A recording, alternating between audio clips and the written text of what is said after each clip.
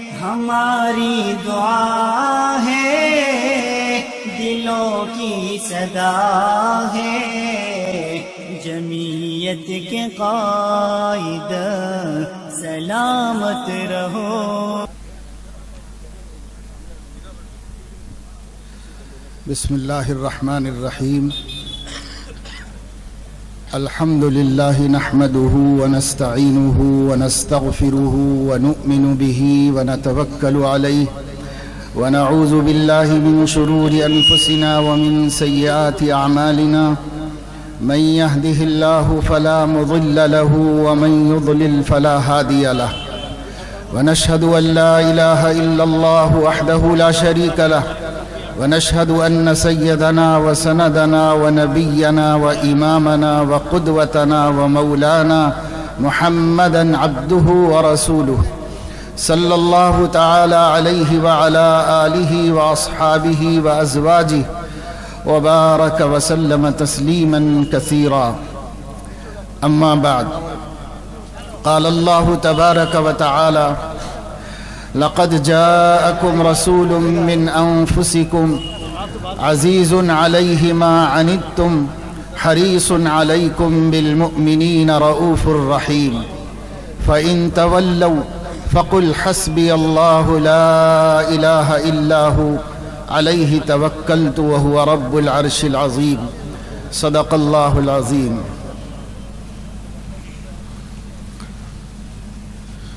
Stage پر رونق افروز علماء کرام، ہمارے بزرگ قائد حضرت مولانا بدر الدین اجمل قاسمی صاحب دامت برکاتہم، ہمارے اس صوبے کے صدر عالی وقار جناب محترم حافظ ندیم صدیقی صاحب اور دیگر علماء کرام، بزرگوں، دوستوں، عزیز نوجوانوں، جمعیت علماء اورنگ آباد نے اس وقت ہم کو اور آپ کو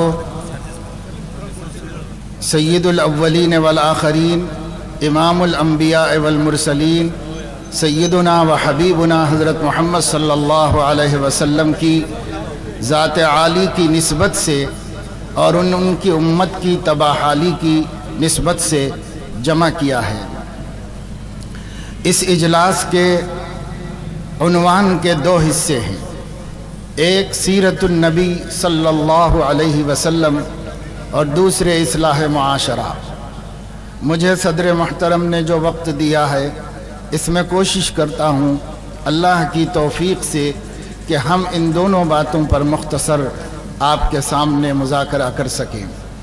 اللہ تبارک و تعالی شانہ نے حضرت نبی کریم صلی اللہ علیہ وسلم کو جس زمانے میں مبعوث فرمایا ہے، جن حالات میں پیغمبر بنا کر انسانیت کی طرف بھیجا ہے، اگر ہم تاریخ کی روشنی میں اس وقت کی دنیا کے احوال کا جائزہ لیں اور اس وقت زمانے میں انسانیت بلکہ اللہ کی تمام مخلوق کی مظلومیت، مقہوریت اور مجبوریت کا ہم جائزہ لیں اور اسے پڑھیں اور معلوم کریں، اس سے واقفیت و معرفت حاصل کریں، تو ہمیں پتہ چلے گا کہ ہمارے نبی بھیجے ہی گئے تھے معاشرے کی اصلاح کے واسطے۔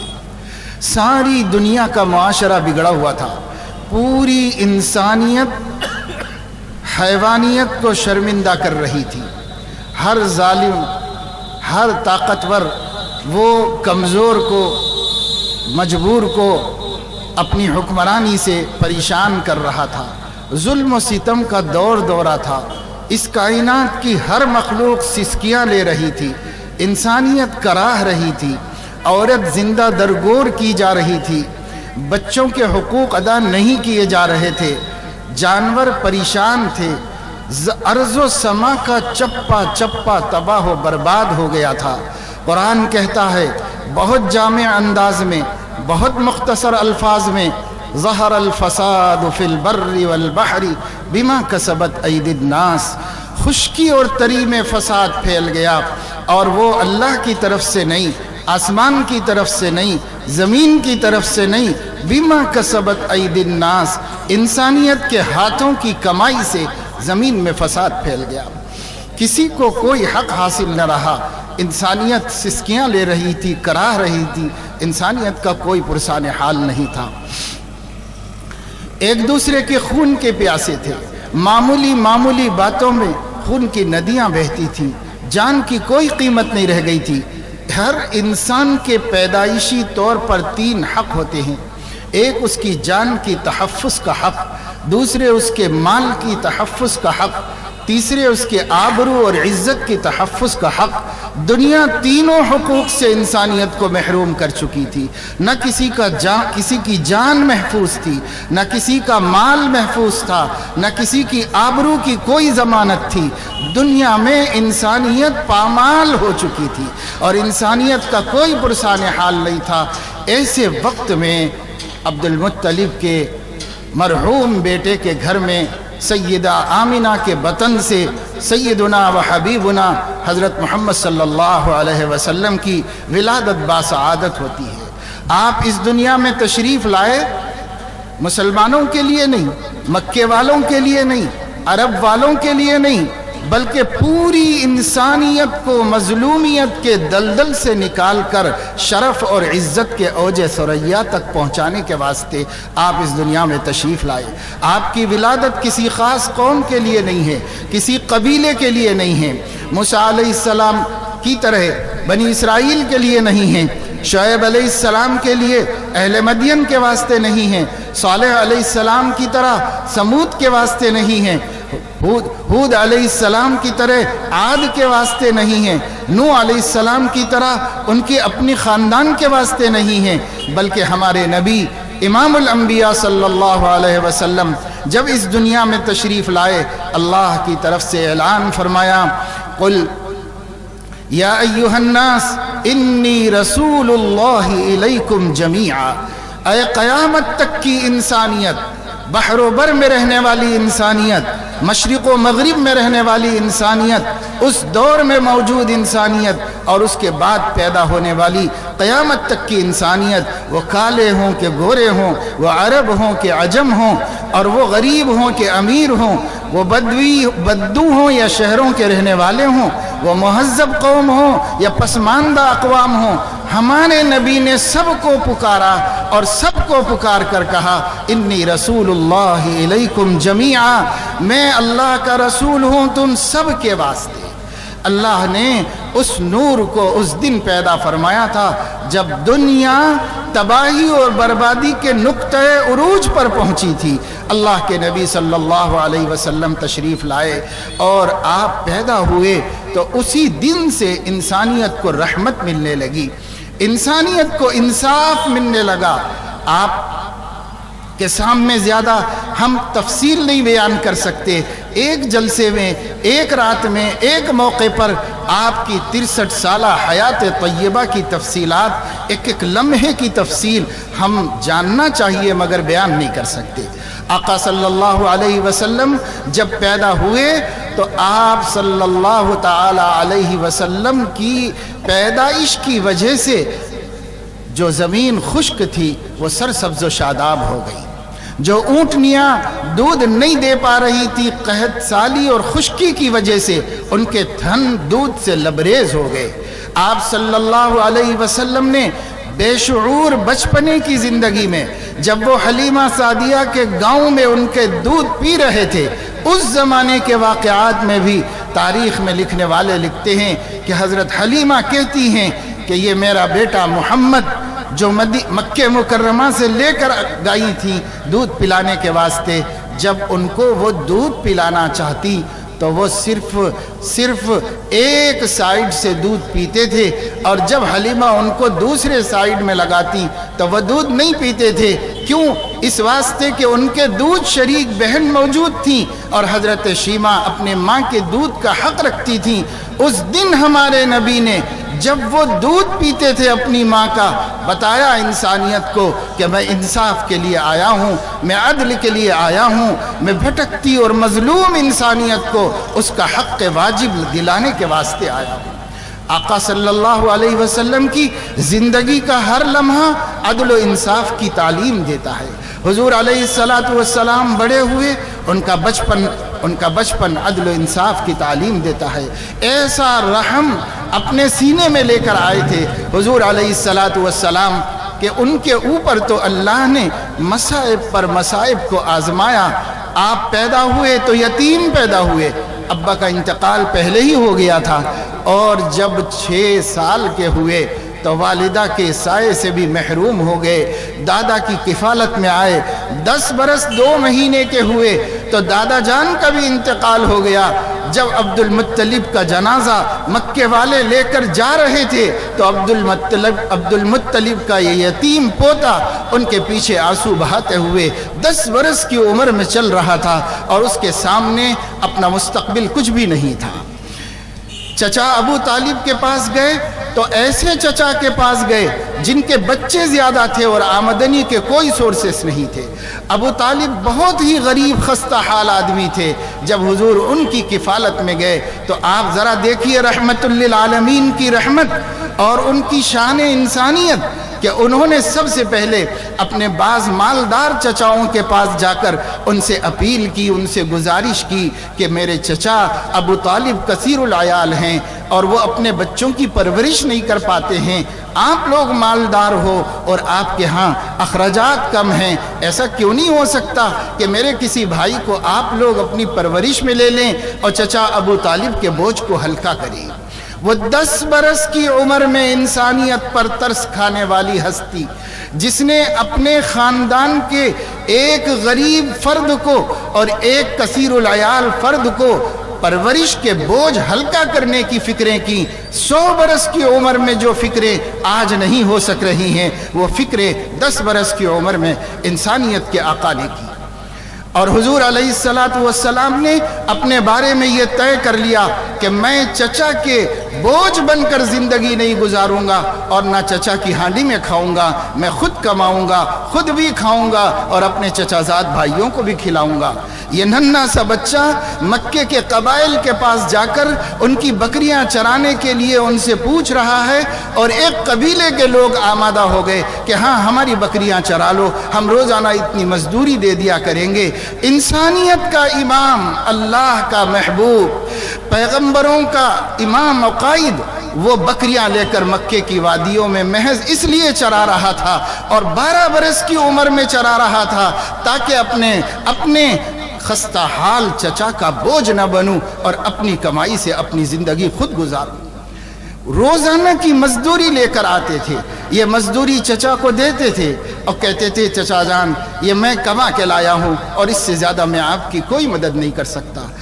اور حضرت مولانا مناظر احسن گیلانی، اس ملک کے عظیم مورخ اور علماء کرام کے سرگروہ مولانا مناظر احسن گیلانی نے النبی الخاتم میں یہ چھوٹا سا فقرہ لکھ کر دنیا کی آنکھ کھولی ہے اور انسانیت کو سوچنے پر مجبور کیا ہے۔ فرماتے ہیں دنیا سمجھتی ہے کہ ابو طالب نے محمد الرسول اللہ کی پرورش کی ہے، لیکن تاریخ کھول کر کے دیکھو ابو طالب کے گھر میں اس وقت تک چولہا نہیں جل سکتا تھا جب تک کہ عبداللہ کا یتیم چند ٹکے کما کر لا کر نہیں دیتا تھا۔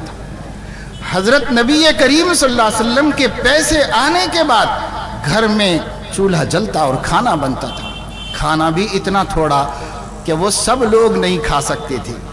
ایک دن ابو طالب نے تجربہ کیا اور غور کر کے دیکھا اس کھانے میں جو گھر میں بنتا ہے 2-1 آدمیوں کے برابر کا ہوتا ہے اور گھر میں 8-10 افراد جیتے ہیں، ان کے لیے یہ کھانا اس دن تو کافی ہو جاتا ہے جس دن بھتیجا محمد پہلے کھا لیتا ہے، اور جس دن وہ پہلے نہیں کھاتے تو 1 سے 2 آدمیوں سے زائد کوئی اس میں کھا نہیں سکتا تھا۔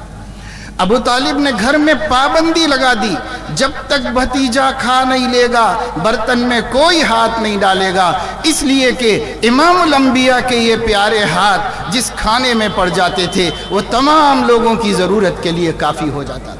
یہ 12 برس کی عمر میں انسانیت کا احساس آپ کے سینے کے اندر تھا کہ انسانیت بوجھ اتارنے کے واسطے ہے، انسانیت بوجھ بڑھانے کے واسطے نہیں ہے۔ میں انسانوں کا امام ہوں اور انسانیت کا سب سے کامل پیغام لے کر آیا ہوں۔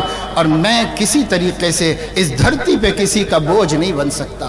سرور عالم صلی اللہ علیہ وسلم نے اس عمر میں بکریاں چرا کر اپنا بھی پیٹ پالا اور چچا ابو طالب کی بھی مدد کی اور ان کے بچوں کو بھی کھلایا۔ آج ہم جوان ہو کر بڑی بڑی عمروں میں کے ہو کر اپنے باپ کا بوجھ بنے ہوئے ہیں اور اپنے لیے کوئی راستہ تلاش کرنے کو شان کے خلاف سمجھتا ہے مسلمان، بیکار پھرتے ہیں، عمریں ضائع کرتے ہیں۔ لیکن یہ کر لو بھائی، ارے یہ کون کرے گا، ہم مسلمان ہیں، یہ کام کر لو، یہ کون کرے گا، یہ کون کرے گا۔ اور یہ مسلمان نوجوان سوچتا نہیں ہے کہ اس کا عظیم امام اور اس کا عظیم نبی، خدا کا لاڈلا اور انسانیت کی آنکھوں کا تارا بکریاں چرا کر عزت کی زندگی گزارتا ہے، اور ہم باپ کا بوجھ بن کر ذلت کی زندگی گزارتے ہیں اور قرضے لے لے کر لوگوں کو حیران و پریشان کرنا تو پسند کرتے ہیں، لیکن مزدوری اور محنت کرنا اپنی عزت و شان کے خلاف سمجھتے ہیں۔ کیا ہماری شان ہمارے آقا کی شان سے بھی بڑھ کر ہو گئی؟ ہم لوگوں کو جھوٹی شان نے تباہ کر دیا، مسلمانوں کو برباد کر دیا، مسلمانوں کی نبی سے نسبت کا ختم ہو جانے نے۔ ہم نے اپنے آقا کو نہیں جانا، ہم نے اپنے آقا کو نہیں پہچانا۔ ایک بہت بڑے عالم دین گزرے ہیں امام ابن قیم رحمہ اللہ، انہوں نے سیرت النبی پر کتاب لکھی ہے۔ ہر عالم جانتا ہے، اقطاع عالم میں ہر عالم اس سے واقف ہے۔ زاد المعاد فی ہدی خیر العباد صلی اللہ علیہ وسلم اس کے مقدمے میں لکھتے ہیں، میں مسلمانوں کی بدحالی کو دیکھ رہا ہوں، ہر طرف مسلمان بے سہارا ہو گئے، پریشان ہو گئے، ان کے عظیم الشان اقتدار کا خاتمہ ہو گیا اور مسلمان در در کے بھکاری ہو رہے ہیں۔ مسلمانوں کی اس ذبح حالی سے دل دکھتا ہے، آنکھیں برستی ہیں اور غمگین زندگی گزرتی ہے۔ کروں تو کیا کروں، اور ان کو اس دلدل سے نکالوں تو کیسے نکالوں؟ مہینوں سوچا، راتوں رات رویا، غور کرتا رہا، خدا سے مددیں مانگی اور اللہ تعالیٰ کے سامنے بھیک مانگتا رہا۔ بالآخر اللہ پاک نے میرے قلب میں یہ بات ڈالی کہ امت محمد کو اگر مصیبتوں کے دلدل سے نکالنا چاہتے ہو اور انسانیت کو انسانیت کا شرف و مقام دلانا چاہتے ہو تو امت کو نبی سے جوڑو، اس کے علاوہ کوئی علاج نہیں۔ اس کو بیان کرنے کے بعد امام ابن قیم فرماتے ہیں، میں نے غور کیا، حقیقت یہ ہے، واقعہ یہ ہے، امت کو نبی سے جڑنا اور امت کا نبی کی سیرت سے واقف ہونا اور امت کا نبی کی محبت سے معمور ہونا اس سے بھی زیادہ ضروری ہے جتنا کہ آنکھ کو روشنی کی ضرورت ہے اور جسم کو جان کی ضرورت ہے، امت کو نبی کی اس سے بھی زیادہ ضرورت ہے۔ لیکن آج امت ہر ایک سے قریب ہو گئی لیکن نبی سے قریب نہیں، ہر ایک سے قریب ہو گئی۔ کل ہمارے مولانا بدرالدین صاحب فرما رہے تھے، دنیا بھر کے فلم اسٹاروں کا اور اسپورٹ اسٹاروں کے نام پوچھو، مسلمانوں کے بچے بتا دیں گے، لیکن صحابہ کے حالات پوچھو، ابو بکر کا، عمر کا، عثمان کا، علی کا رضی اللہ عنہم کارنامہ پوچھو تو مسلم امت سب سے زیادہ بے خبر ہے اس معاملے کے اندر۔ جو اپنے اسلاف کو نہیں جانتے، جو اپنے نبی کو نہیں پہچانتے، جو اپنے نبی کے اعوان و انصار کی زندگیوں کو نہیں جانتے، جو اپنے علماء کو نہیں جانتے، جو اپنے ملک کے محسنین کو نہیں جانتے، وہ اپنی زندگی اور مستقبل و فیوچر بنانا چاہیں بھی تو کیسے بنا سکتے؟ ہمارا حق نہیں ہے کہ ہم فیوچر کے روشن ہونے کی باتیں کریں اس وقت تک جب تک کہ ہم اپنے اسلاف کو نہ پہچانیں، ہم اپنی تاریخ کو نہ جانیں۔ اس ملک میں ہماری تاریخ کیا ہے ہمارے بچوں کو معلوم نہیں۔ بچوں کو چھوڑ دیجئے، بڑے بڑے کوالیفائیڈ اور بڑے بڑے پڑھے لکھے قابل لوگوں کو نہیں معلوم ہے کہ ملک میں ہمارا ماضی کیا ہے۔ جب ہم اپنے ماضی کو نہیں جانتے، ہم اپنے علماء کو نہیں جانتے، ہم اپنے خدمت گزاروں کو نہیں جانتے، ہم اپنے محسنین کو نہیں پہچانتے، کیسے پہچانیں گے؟ جو قوم نبی کو جاننے کے لیے تیار نہیں ہے وہ اپنے علماء کو اور ملت کے قائدین کو کیا جانے؟ آج ہماری حرمہ نصیبی کا، تباہی و بربادی کا اصل سبب یہ ہے کہ ہم نے رشتہ نبوت سے توڑ لیا ہے۔ ہم اپنے رشتے کو جوڑیں. باتیں کرنے سے کام نہیں چلے گا، فخر سے کام نہیں چلے گا، بڑے بڑے نعرے لگانے سے کام نہیں چلے گا، ایک آدھ مرتبہ میلاد جلوس نکال لینے سے کام نہیں چلے گا، سال میں ایک مرتبہ سیرت کا جلسہ کر لینے سے کام نہیں چلے گا. نبی وہ ضرورت ہے آپ کی میری کہ جس کے لیے زندگی کا کوئی لمحہ خالی نہیں رکھا جا سکتا. ہر لمحے میں ان کے تصور کی ضرورت ہے. دن کے اجالے میں اور رات کے اندھیرے میں ہمارے آقا صلی اللہ علیہ وسلم کے ہم محتاج ہیں. اگر اس احتیاج کو آپ نہیں جانیں گے اور امت سے اس جہالت کا خاتمہ نہیں کریں گے تو اس محنت کے نہ کرنے پر اس محنت سے کوئی فائدہ حاصل نہیں ہوگا. یہ جو ہمارا ذوق شوق ہے، دوپہر میں نے عورتوں نے بھی خطاب کیا تو عورتوں کے بارے میں معلوم ہوا ایک بھیڑ جمع غفیر عورتوں کی جمع تھی، مسلم عورتوں کی. اور ہر عالم ہم سے یہ کہہ رہا تھا کہ مولانا صاحب اس کے سلسلے میں بولیے کہ ڈرگس عام ہو رہا ہے مسلمانوں کے اندر، نشہ آور چیزوں کے عادی ہوتے جا رہے ہیں، اس کا دھندا مسلم عورتیں کر رہی ہیں اور اس کے بارے میں بہت سی برائیاں آ گئیں، بے حیائیاں آ گئیں، سوشل میڈیا کے ذریعے سے نامناسب تعلقات عام ہوتے چلے جا رہے ہیں اور یہ ہو رہا ہے وہ ہو رہا ہے. تو میں نے سوچا یا اللہ، مسلمان کو دین کی بات سنانے کے لیے بلایا گیا تو عورتیں ہزاروں کی تعداد میں پہنچ گئی اور ان عورتوں کے دین کا یہ حال ہے کہ علماء حیران و پریشان ہیں. کیوں؟ ابھی ہمارے اندر حب رسول کا دیا بجھا نہیں ہے، ٹمٹما ضرور رہا ہے. اس کو بچا لیا جائے، اس کو بچا لیا جائے. ابھی ایمان کی چنگاری باقی ہے، بجھی نہیں ہے. اس کو دہکا لیا جائے اور اسے شعلہ جوالہ بنا لیا جائے تاکہ ہم ایک دفعہ پھر امت ختم رسول کی حیثیت سے اپنے کو تو سنوار ہی لے، انسانیت کے لیے بھی رحمت عالم بن کر پوری دنیا پہ چھا جائے. وہ کب ہوگا؟ جب ہم اپنے نبی سے جڑیں گے. ہم نبی سے جڑیں گے. ہمارے آقا صلی اللہ علیہ وسلم جوان ہوئے، ابو طالب تجارت کے لیے ملک شام جا رہے تھے. آپ نے کہا میں بھی چلوں گا، مزید ہو گئے، ساتھ میں گئے. پھر اس کے بعد آپ نے خود کہا کہ میں تجارت کروں. ان کو ان کے چچا نے تجارت کی اجازت دی. حضور علیہ السلام نے تجارت کیا، شام میں کی، بحرین میں کی اور مختلف ملکوں میں جا کر آپ نے تجارت کی. اس تجارت کے ذریعے آپ نے چچا کی بھی مدد کی اور اپنی جوان زندگی کو دوسرے کی مدد سے محفوظ کر لیا. یاد رکھیے، اس زندگی کے اندر دوسروں کی مدد کا محتاج ہونا اس سے بڑی ذلت کوئی نہیں. ہر مومن کو یہ سکھایا گیا. آپ ایک دفعہ مدینہ منورہ کے ابتدائی ہجرت کے دور کی طرف چلیے. وہاں پر دیکھیے حضرت عبد الرحمن ابن عوف رضی اللہ تعالی عنہ، نبی کے رشتہ دار، خاندان قریش سے تعلق رکھنے والے نوجوان، مکہ مکرمہ کے بہت مالدار ترین تاجر، خالی ہاتھ ہجرت کر کے سب کچھ مکے میں چھوڑ کر مدینہ منورہ میں آئے. جب مدینہ منورہ میں آئے تو حضور علیہ السلام نے ان کے حساب سے مدینہ کے ایک سردار کو ان کا بھائی بنا دیا، کیونکہ اور کوئی راستہ نہیں تھا. ایک انصاری کو بھائی بنایا جاتا تھا، ایک مہاجر ان کی کفالت میں دے دیا جاتا تھا، کیونکہ بیت المال میں کچھ بھی نہیں تھا اور بیت المال کا نظام ہی نہیں بنا تھا.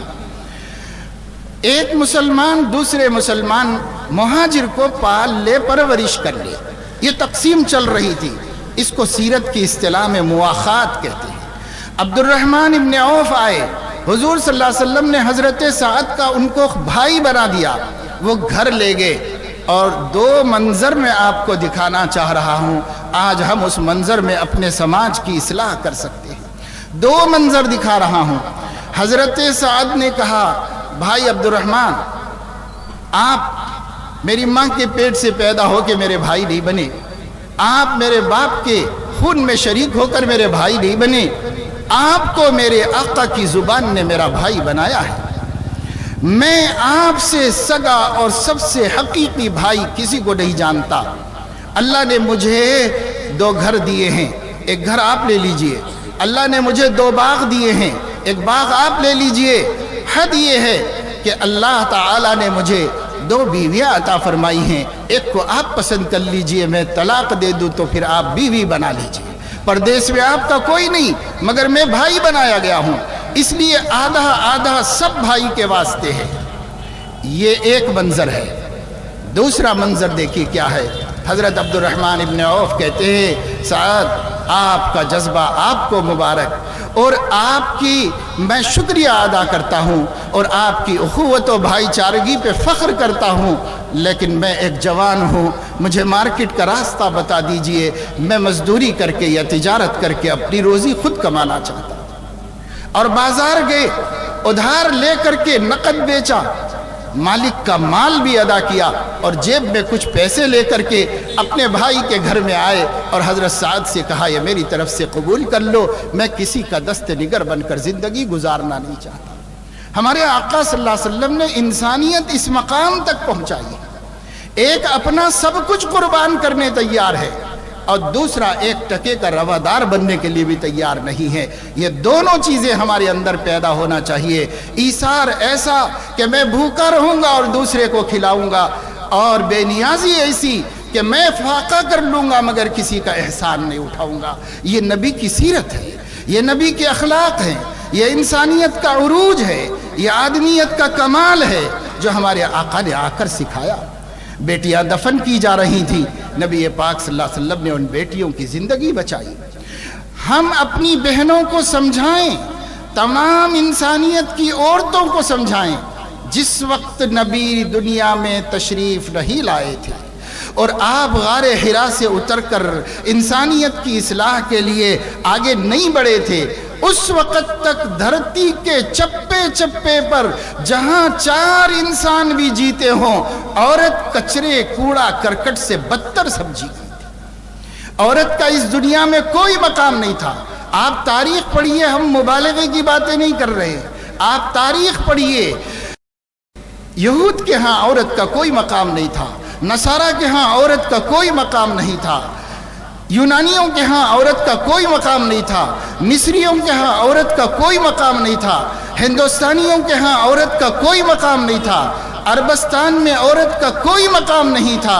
ہر جگہ عورت ناگزیر پاپ کہی گئی، کہیں عورت سارے دنیا کے انسانوں کے گناہ کی ذمہ دار کہی گئی، کہیں عورت جوے میں ہاری گئی، کہیں عورت کرائے پر چلائی گئی، کہیں عورتیں بیچی گئیں، کہیں عورتوں کو زندہ زمین میں دفن کیا گیا، کہیں عورتوں کو کھانے پینے سے محروم کیا گیا، اور کہا گیا ایک جانور سے تو میں محبت کر سکتا ہوں پر عورت سے محبت نہیں کر سکتا۔ یہ ایک حال عربوں کا نہیں تھا، یہ پوری دنیا میں انسانیت نے عورت کو اپنی جوتیوں کے تلووں سے بھی زیادہ حقیر سمجھ کے رکھا تھا۔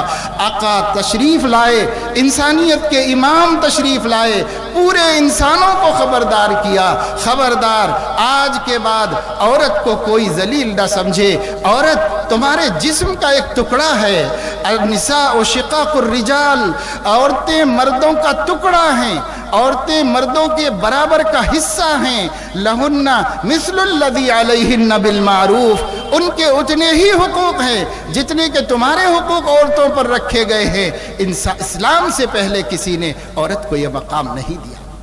عورت کی حفاظت پر بڑے بڑے وعدے کیے گئے، عورت کے پرورش پر جنت کا وعدہ کیا گیا، عورتوں کے ساتھ بہتر سلوک کرنے پر نبی پاک صلی اللہ علیہ وسلم نے مغفرت اور رضامندی کی خوشخبری سنائی۔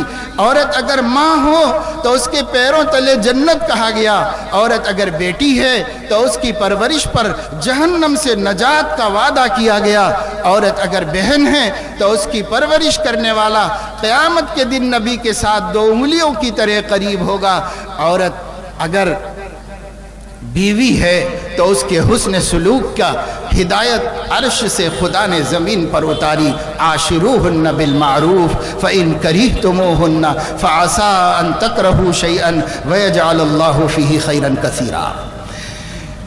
دنیا کی ہر مخلوق، آقا صلی اللہ علیہ وسلم تشریف لے جا رہے تھے، آپ نے دیکھا ایک اونٹ کراہ رہا ہے، آپ قریب میں گئے اور اس کے پیٹھ پر ہاتھ پھیرا، او اونٹ آپ نے کچھ کہا، آپ نے فرمایا من رب ھذا الجمل، اس اونٹ کا مالک کون ہے؟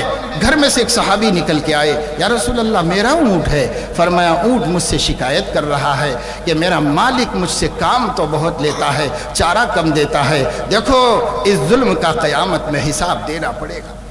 صحابہ کہنے لگے یا رسول اللہ کیا جانوروں کا بھی حساب دینا ہے؟ فرمایا ہر تر کلیجہ رکھنے والے کے بارے میں حساب ہوگا۔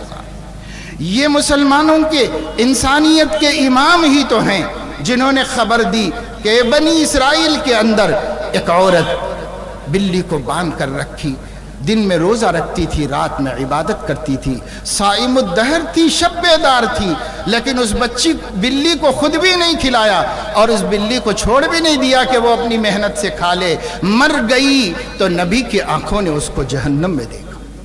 اس کی عبادتیں کام نہیں آئیں، جانور پر ظلم، زندگی بھر کی عبادت کو ایک سائیڈ میں رکھ کر خدا کی پکڑ میں اس کو پہنچا دیا۔ یہ نبی کی تعلیم ہے۔ ایک بدکار عورت تھی، گناہگار عورت تھی، اس نے پیاسے کتے کے جگر کی تکلیف کو اپنے جگر میں محسوس کیا اور اپنے موزے سے پانی نکال کر اس کے حلق کو تر کر دیا۔ اللہ نے اس کے سب گناہ ایک طرف رکھے اور اس کی اس جانور نوازی پر اس کی بخشش و مغفرت کا فیصلہ فرمایا اور جنت میں نبی نے اس کو اپنی آنکھوں سے دیکھا۔ یہ کیا تعلیمات ہیں؟ کس مذہب کی ہیں؟ کون سا دین دے رہا ہے اور کس نبی کی زبان مبارک سے انسانیت کے سامنے؟ آقا صلی اللہ علیہ وسلم نے فرمایا الناس بنو آدم و آدم خلق من تراب، لوگو تمام انسانیت آدم کی اولاد ہے اور آدم مٹی سے پیدا ہوئے ہیں۔ لا فضل لعربی علی عجمی ولا لابیض علی اسود الا بالتقوی، لوگو کسی عربی کو عربی ہونے کی وجہ سے عجمی پر کوئی فضیلت نہیں، کسی گورے کو گورے ہونے کی وجہ سے کالے پر کوئی فضیلت نہیں، کسی پڑھے لکھے کو پڑھا لکھا ہونے کی وجہ سے ان پڑھ جاہل پر کوئی فضیلت نہیں، کسی مالدار کو مالدار ہونے کی وجہ سے غریب پر کوئی فضیلت نہیں، کسی موٹر نشین کو موٹر نشین ہونے کی وجہ سے پیدل چلنے والے پر کوئی فضیلت نہیں، کسی گورے کو کالے پر کوئی فضیلت نہیں، الا بالتقوی، ہاں پرہیزگاری سے وہ خدا کے پیارے بن سکتے ہیں۔ لیکن دنیا میں انسان برابر، انسان اور انسان میں تمیز کرنے والا انسان کہلانے کے لائق نہیں، مسلمان کیا کہلا سکتا ہے؟ انسان کہلانے کے بھی لائق نہیں۔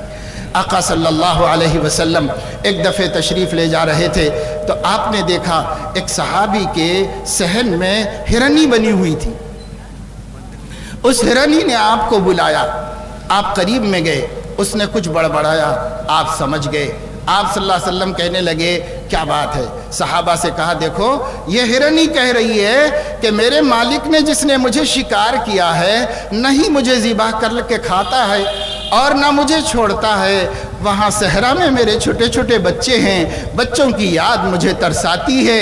تو اللہ کے نبی اس سے فرما رہے ہیں دیکھو تمہارا مالک ہے نہیں اور میں کیسے تم کو چھوڑ سکتا ہوں، البتہ تم ایک وعدہ کرو مجھ سے کہ اگر میں کھول دوں تو بچوں کو دودھ پلا کے پھر واپس آ جائے گی۔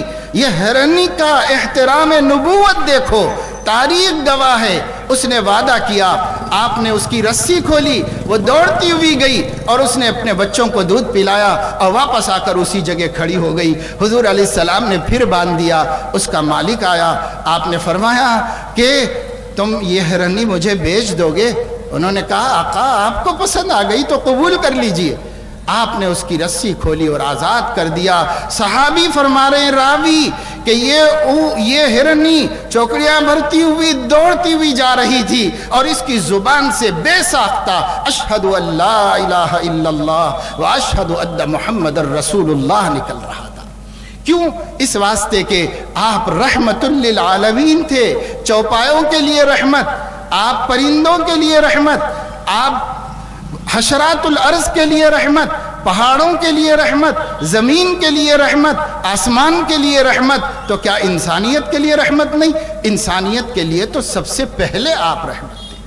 آپ کو مارا گیا، بستی سے نکالا گیا، بدتمیزی کی باتیں کی گئی، دل آزاری کی گئی، اکیلے خادم زید ابن حارثہ کو لے کر طائف سے واپس ہو رہا ہے، خدا کا نبی، نبیوں کا امام، اور اس حال میں کہ پتھر مارے جا رہے ہیں، زید ابن حارثہ کہتے ہیں ایک سائیڈ سے پتھر آتا تو میں بچا لیتا، ہر طرف سے آنے والے پتھروں کو میں اپنے آقا سے کیسے بچا سکتا تھا؟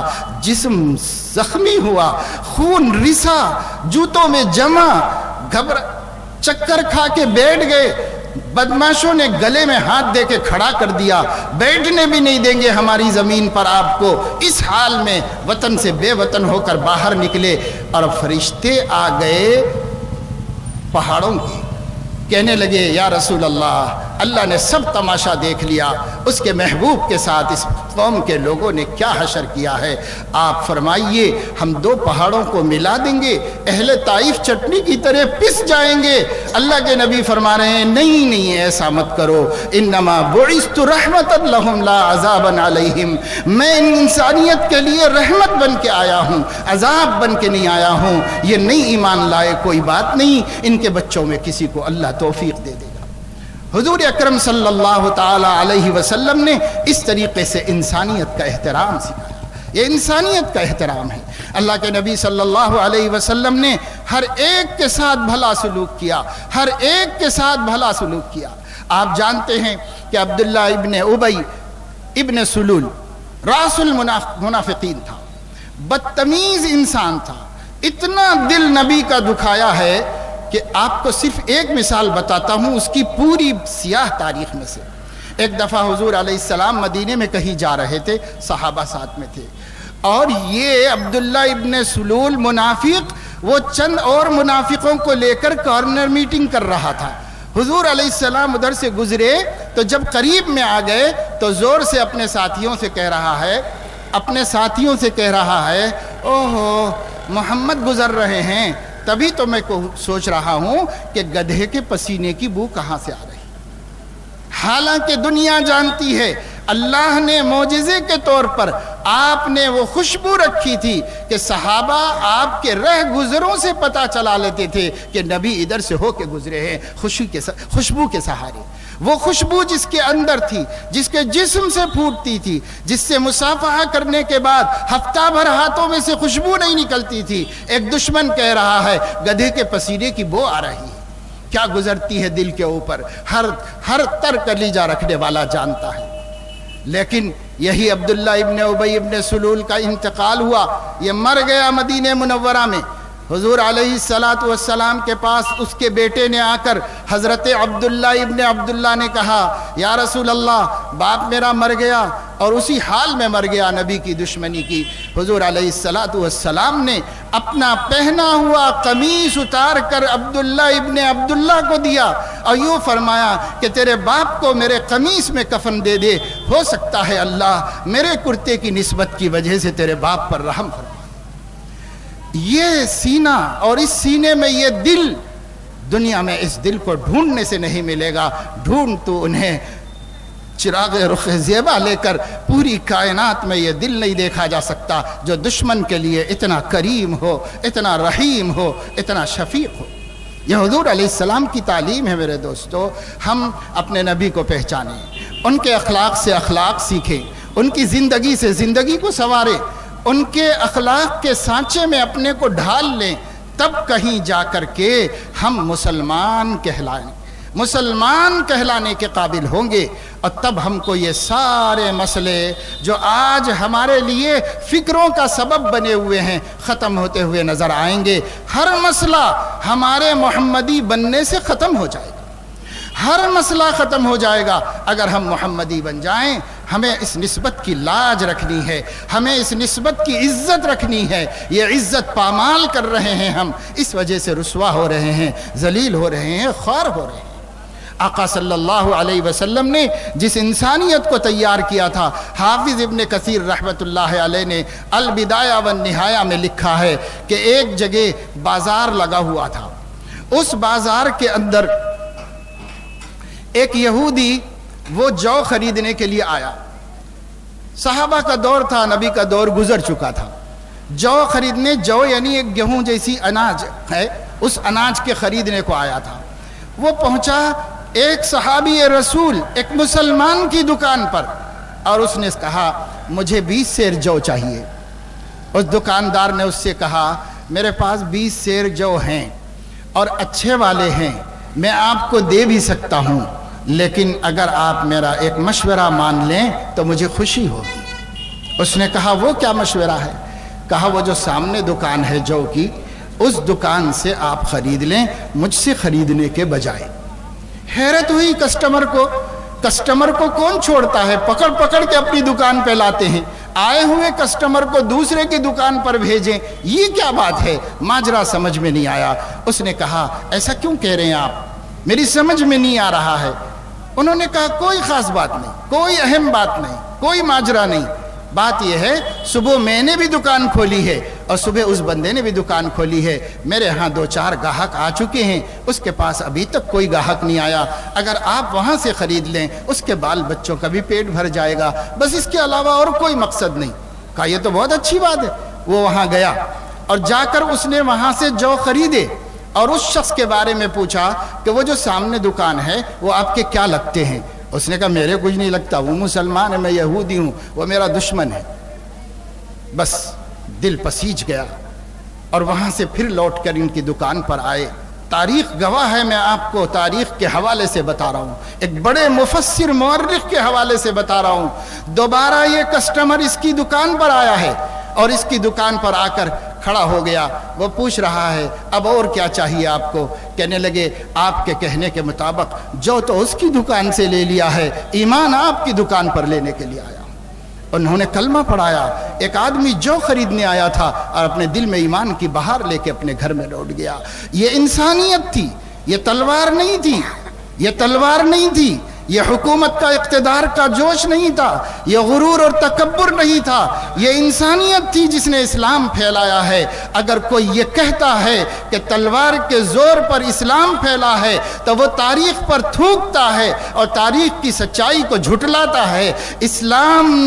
اسلام تلوار کی نوک پر ایک بندے کے دل میں بھی داخل نہیں ہوا، بلکہ جو اسلام زبردستی کسی نے کو دیا جاتا ہے، اللہ کہ ہاں وہ اسلام معتبر بھی نہیں ہوتا اور اللہ اس ایمان کو قبول بھی نہیں کرتا۔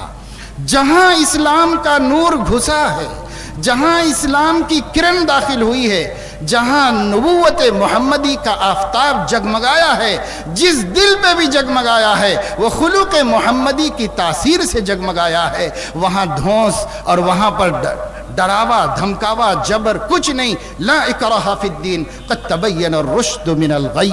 اے نبی صلی اللہ علیہ وسلم، کیا آپ چاہتے ہیں کہ لوگوں کو مجبور کر کے مسلمان بنائیں؟ افانت تکرہ الناس حتی یکونوا مومنین۔ ایسا نہیں ہوگا، آپ بات پہنچا دیجئے، من قبول کرے تو وہ ایمان ہے، اور اگر من قبول نہ کرے اور زبردستی اس میں گھسایا جائے تو وہ ایمان نہیں ہے، وہ کفر کا کفر ہی ہے۔ اس لیے اسلام میں جب وہ ایمان معتبر ہی نہیں ہوتا تو کیا ضرورت پڑ نبی کو اور ان کے اصحاب کو کہ وہ اس کے ذریعے سے اسلام پھیلائیں؟ نہیں، اس کے ذریعے سے اسلام نہیں پھیلا۔ مگر یہ بات ہمارے برادران وطن کو نہیں معلوم ہے تو تعجب نہیں، اس لیے کہ وہ بیچارے اسلام کے بارے میں جو کچھ جانتے ہیں وہ میڈیا کے ذریعے سے جانتے ہیں، اور میڈیا کا فراڈ سب کو معلوم ہے، لیکن ہم مسلمان ہو کر بھی نہیں جانتے نا، رونا اس کا ہے۔ ہم مسلمان بھی نہیں جانتے، ہم بھی انہی باتوں پر ایمان لائے ہوئے ہیں، ہم بھی اسی کے اوپر چل رہے ہیں۔ اس لیے میرے دوستوں اور نوجوانوں، میں آپ کے سامنے بس یہی پیغام رکھنا چاہتا ہوں، جمعیت علماء اورنگ آباد کے اس عظیم الشان اسٹیج سے، جس میں اس ملک کی اور اس صوبے کی قیادت بیٹھی ہوئی ہے اور ان کی موجودگی میں، اور پھر وہ بھی علماء دین ہیں اور ملک و ملت کی خدمت بھی کر رہے ہیں، آپ کو 2 پیغام دینا چاہتا ہوں۔ ایک تو یہ کہ ہم محمدی بنیں، جلدی بنیں، فوراً بنیں۔ اللہ کے بندو، اگر آپ سے ہو سکے، مجھ سے ہو سکے، اسی رات میں ہم محمدی بن جائیں اور حضرت محمد صلی اللہ علیہ وسلم کے دین کو اپنے لیے اسوہ حسنہ بنا لیں، اور آپ کی سنتوں کو اپنے لیے ہر کلچر اور تہذیب سے مقدم سمجھ لیں، اور آپ کی سکھائی ہوئی انسانیت سے اپنے کو، اپنی بیوی بچوں کو آراستہ کر لیں۔ پھر ہم انسان بن کر دھرتی پر جئیں، پڑوسی کے حق کو پہچانیں، چھوٹوں اور بڑوں کے حق کو پہچانیں، اپنوں اور پرایوں کے حق کو پہچانیں، برادران وطن کے ساتھ اسلامی اخوت، انسانی اخوت اور انسانی بھائی چارگی کے ڈانڈے ملائیں اور اس کی دعوت سامنے رکھیں، اپنے عمل سے ہر دکھی کو دکھ سے نکالنے کے لیے تڑپ اٹھیں، ہر مظلوم کو بلا لحاظ مذہب و ملت ظلم سے نکالنے کے لیے اپنی جان بھی قربان کر سکتے ہوں تو تیار ہو جائیں۔ کسی بھی انسان کی حفاظت کے لیے آپ نے جان دی تو اللہ اس جان پر آپ کی مغفرت فرمائے گا۔ آپ انسانیت پر رحم کرو، انسانیت پر ترس کھاؤ، انسانیت کے لیے جیو، انسانیت کے لیے، بیماروں کے لیے، دکھی لوگوں کے لیے، یتیموں کے لیے، بیواؤں کے لیے، اس میں کوئی مذہب کی حدود نہیں رکھی گئی ہیں۔ پورے سماج میں کسی مذہب کا جو بندہ ہو، یتیم ہے تو اس کی سرپرستی کرو، بیوہ ہے تو اس کا سہارا بنو، اگر وہ بیمار ہے تو اس کی عیادت کرو، اگر وہ مصیبت میں ہے حسب حیثیت مدد کرو۔ یہ سارے کام، اس میں مذہب آڑ نہیں آتا، اس میں مذہب کو دخیل نہیں سمجھا گیا ہے۔ اور دوسری بات یہ بتانی ہے کہ ہم کو خدمت کے لیے کھڑے ہو جانا ہے۔ جمعیت علماء پورے عالم میں 100 سالہ تاریخ رکھتی ہے، اب 100 سال مکمل ہو گئے، 100 سالہ تاریخ رکھتی ہے۔ یہ وہ واحد جماعت ہے ملک کی جو پورے ملک کے ہر صوبے میں اور ہر صوبے کے ہر ضلع میں اور ہر ضلع کے ہر قصبے کے اندر موجود ہے۔ اتنی عظیم الشان اور پورے ملک کے چپے چپے پر پھیلی ہوئی اس وقت میں مسلمانوں کی کوئی اور جماعت نہیں ہے۔ آپ اس جماعت سے اپنے آپ کو جوڑیے، وابستہ کیجئے، اتحاد اپنی صفوں میں پیدا کیجئے، مسالک کے اختلاف کو تنفر کا اور نفرت کا سبب بننے مت دیجئے۔ بے شک اپنے اپنے مسلکوں پر رہیے، جو آپ کو حق سمجھ میں آ رہا ہے وہ اسلام کے اندر ہے، اس لیے اس کے اوپر آپ قائم رہیے، مگر اس کو ہمارے ٹوٹ کا پھوٹ کا انتشار کا سبب نہ بنائیے۔ جمعیت علماء وہ صرف علماء دیوبند کی جماعت نہیں ہے، پھر سن لیجئے کہ جمعیت علماء وہ صرف علماء دیوبند کی جماعت نہیں ہے، وہ اس ملک کے تمام مسالک کے علماء کی جماعت ہے، جو اس ملک کے تمام مسلمانوں کی مصیبتوں کو دور کرنے اور اس ملک میں رہنے والے پسماندہ اقوام کی پریشانیوں اور ظلم و ستم کو ختم کرنے کے واسطے بنی ہے۔ یہ صرف مسلمانوں کی بھی خدمت گزار نہیں ہے، یہ پورے ملک کے انسانوں کے لیے اپنے خدمت کا سینہ رکھتی ہے، جذبہ اور حوصلہ رکھتی ہے۔ اس لیے اس جماعت سے جڑیے۔ جمعیت علماء کی گزشتہ 100 سال میں اس ملک کے انسانوں کو جتنی ضرورت تھی، اللہ کی قسم آنے والے دنوں میں اس سے بھی زیادہ ضرورت ہے۔ ہمیں چاہیے کہ ہم اس سے جڑ جائیں، مضبوط ہو جائیں، اپنی تمام تر صلاحیتوں سے اس کے کاز کو اور کام کو آگے بڑھائیں اور ہمارے قائدین کو مضبوط کریں اور ان کی سرپرستی اور نگرانی میں اس قافلے کو آگے بڑھائیں۔ اللہ مجھے آپ کو سب کو توفیق عمل نصیب فرمائے، آمین۔ وآخر دعوانا ان الحمد للہ رب العالمین۔